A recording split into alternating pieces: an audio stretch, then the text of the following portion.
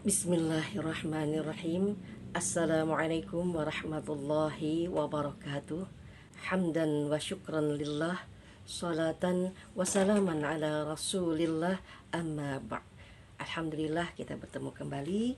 Semoga pemirsa YouTube Budiman masih tetap dalam keadaan sehat sehingga bisa melaksanakan puasa dengan baik dan benar.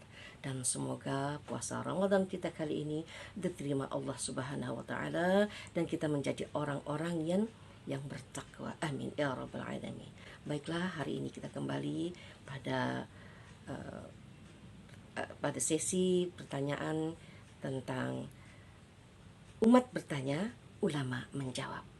Baiklah, kita mulai dengan pertanyaan pertama, yaitu masalah haid atau menstruasi dan nifas. Pertanyaan pertama, saya seorang wanita yang berhalangan untuk berpuasa karena haid. Pada hari keempat dan kelima bulan Ramadan saya bersih dan pada hari itu saya berpuasa.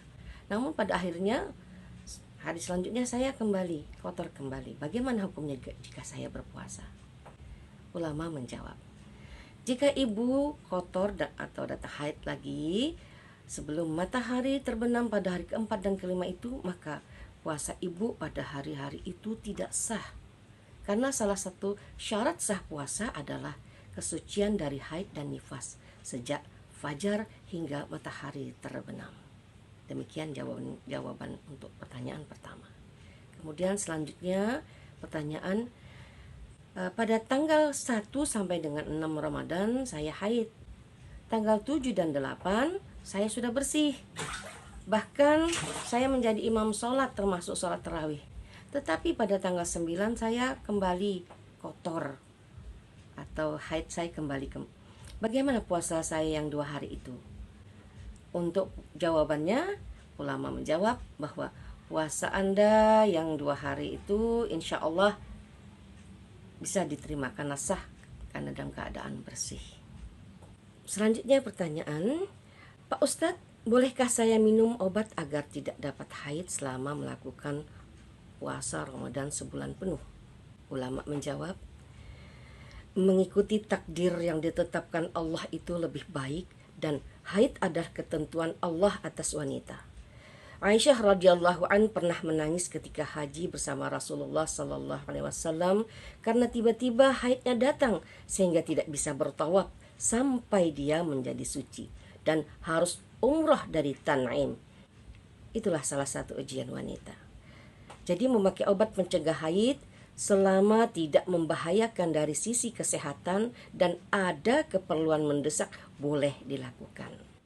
Berkenaan dengan prioritas amal adalah memakai kaidah yang paling utama terlebih dahulu, kemudian yang utama, baru yang kurang utama. Berdasarkan cerita dan peristiwa yang dialami oleh Aisyah radhiyallahu an tadi, sebaiknya kita sebagai wanita lebih baik menerima takdir. Kalau memang kita kedatangan haid, ya kita terima saja. Lebih baik kita melakukan amal yang lain sekaligus bisa, seperti berzikir, bersedekah.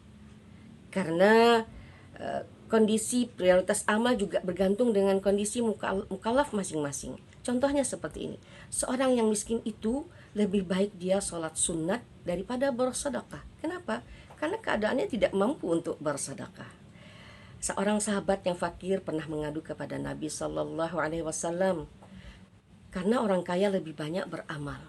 Lalu Nabi mewasiatkan kepadanya untuk bertasbih, bertahmid dan bertakbir masing-masing 33 kali dan ditutup dengan tahlil. Dan hal ini sama saja dia juga bisa bersedekah. Lalu sahabat yang kaya juga mendengar hal itu dan melakukannya. Sahabat fakir ini mengadu lagi kepada Nabi. Lalu Rasulullah bersabda, itulah karunia Allah yang dikaruniakan atas siapa yang dikehendakinya. Jadi intinya maksimalkanlah karunia Allah yang ada kepada kita, itulah yang paling afdal untuk kita lakukan. Pertanyaan selanjutnya, saya baru saja melahirkan atau dalam keadaan nifas. Apakah saya harus membayar fidyah? Ulama menjawab, orang yang sedang nifas atau sesudah melahirkan tidak diwajibkan untuk berpuasa dan juga sama keadaannya dengan orang yang sedang haid, dan harus mengganti atau mengqada puasanya di hari yang lain. Jika di saat mengqada tersebut ternyata dia tidak mampu berpuasa atau diperkirakan tidak akan terbayar puasanya, maka dia harus membayar fidyah sebanyak puasa yang ditinggalkannya. Fidyah yaitu memberi makan orang miskin. Demikian yang bisa kita sampaikan pada kali ini. Semoga ilmu yang kita dapatkan berkah dan puasa kita juga bertambah nikmat. Jangan lupa subscribe yang belum, dan yang sudah, kalau memang like silahkan di-share, dan jangan lupa komen agar bisa mendapatkan masukan untuk perbaikan video kami selanjutnya. Akhirul kalam, assalamualaikum warahmatullahi wabarakatuh.